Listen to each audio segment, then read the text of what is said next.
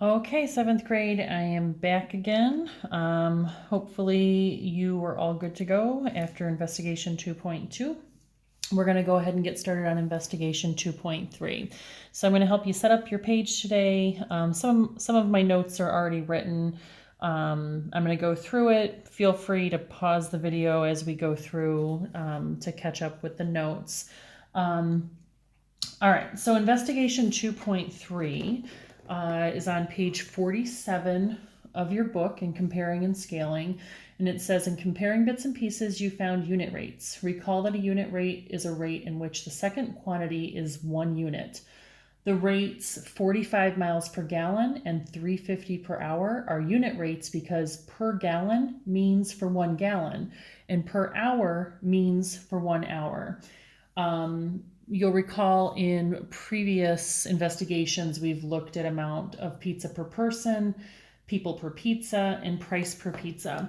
So I want to kind of look at this in here. So if we think back to the pizza activity. So if you're running the camp and you have 2 tables to choose from, which table would you essentially go to if you wanted more pizza?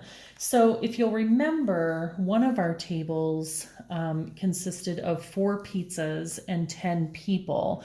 And you had to try to determine, if that was better than the 8, whoops, I just knocked this, than the 8 people with 3 pizzas. I believe that's what the ratio was.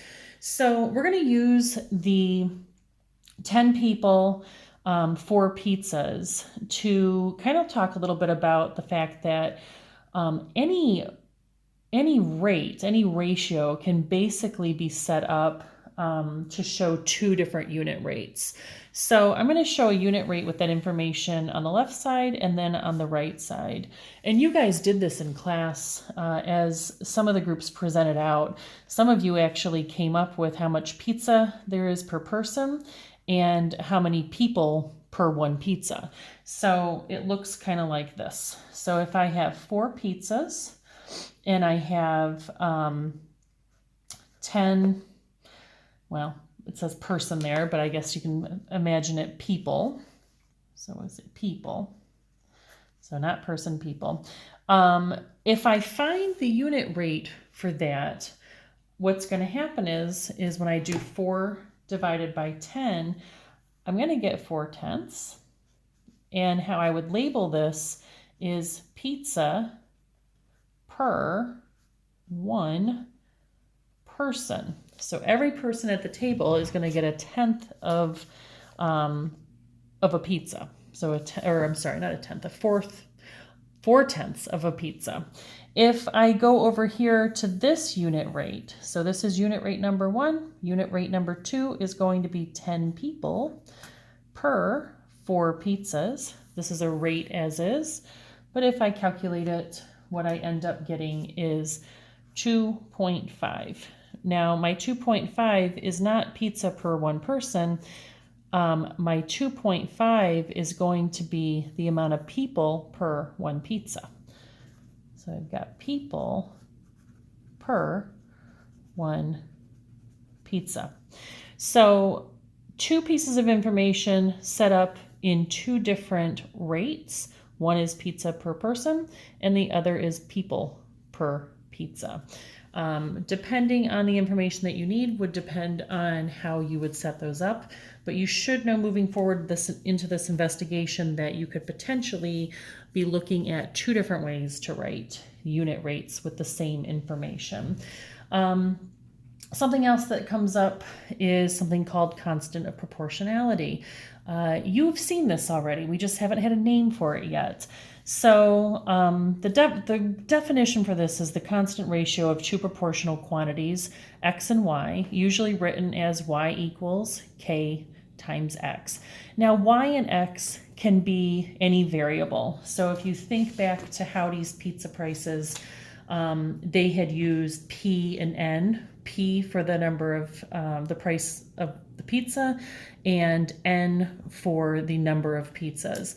So if we think of any kind of dependent variable, an independent variable, and then K would represent the constant of proportionality. So the number you would multiply X by in order to get Y.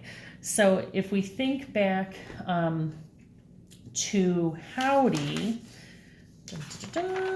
where's Howdy? Howdy was over here, right? So Howdy's pizza was C was the cost of the pizza is equal to 13 times P for the number of pizzas. That's what we wrote in our notebook. And actually, now that I'm looking at that, I'm looking back over there to see, I think I actually may have written that incorrectly. I think the P is supposed to be N. Well, either way, so it doesn't matter what the variables are, cost of the pizza, P for the price of the pizza. I'm going to use what is in your, I'm going to use what's in your notebook right now. So or not in your notebook, in your book. So on page 47, they actually give C. So C in this case, they are referring back to Howdy's Pizza. So C is the total cost.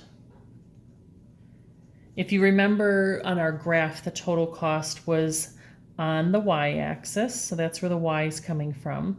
You also remember from that they charged $13 per pizza. So 13 is, again, that constant of proportionality. This is a constant number. There will always be a number here in these relationships that multiply some sort of variable, some sort of unknown. In this case, our X value represented N. N was the number of pizzas, right? So we can see this constant of proportionality happening in the data table and also in the graph. So I'm going to flip my page right now back to our data table from Investigation 2.2. So in this data table, I'm going to focus again on Howdy's.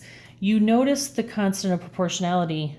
Every time my pizza increases by 1, my cost increases by 13. Every single time. So I get this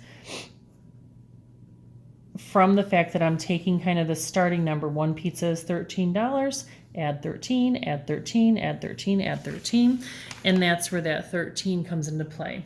We see it also in the graph. So in the graph, you can see that, you know, as I have one pizza, if I go up, you know, every time I go up to the second pizza, the next full pizza, I'm going up $13. So I've got plus one pizza, plus $13, plus one pizza, plus $13. So you see it kind of like a stair step in the graph. Plus one pizza, up $13. Plus one pizza, up $13. Plus one pizza, up $13. It's a constant rate that's happening. All right.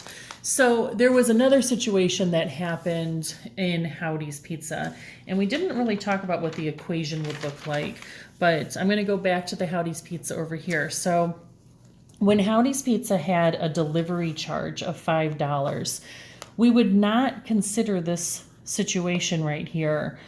Even though I'm going up by $13, a constant of proportionality really would be determined by the fact that no matter what happens, I can take the number of pizzas that I have and multiply it by 13 and be good to go. So here I'm going up by 13, but the problem is one pizza costs $18.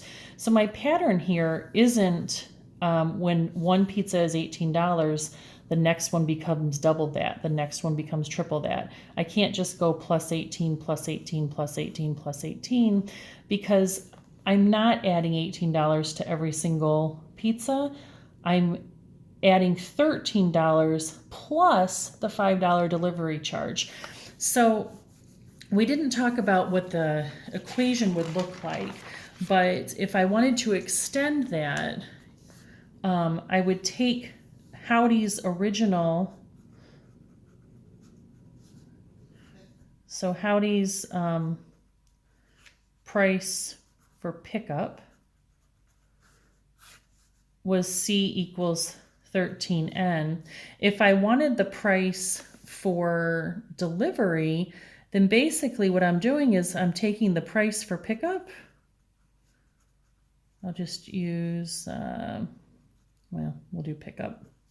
And I'm adding $5 to that charge. So what do you think that equation would look like? Think about it for 1 second. What kind of equation would we have for price for pickup plus the $5?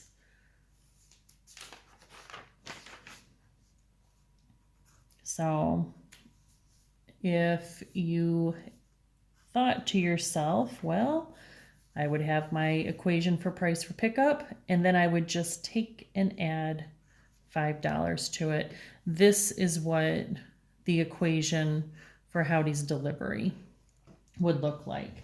And this is not, again, considered a proportional relationship because of this plus 5 there. So not only do you have to add the 13 every single time you add a pizza, but you're adding $5 to the total cost every time you're done. So what you're going to look at today is, and tomorrow, so this will actually be a 2-day assignment. Today you're going to look at letter A, and that's going to bring you through one situation that you'll have to answer some questions about, and you'll have to make a graph for the situations and answer some questions. I will check in with you guys tomorrow to go over these problems, and then tomorrow on Friday, you're going to go ahead and take care of, you're going to continue and go on to B and C. Again, if you have any questions, don't hesitate to contact me over our Google Classroom. You can post in the thread underneath the assignment for the whole class to comment, or you can send me a private comment.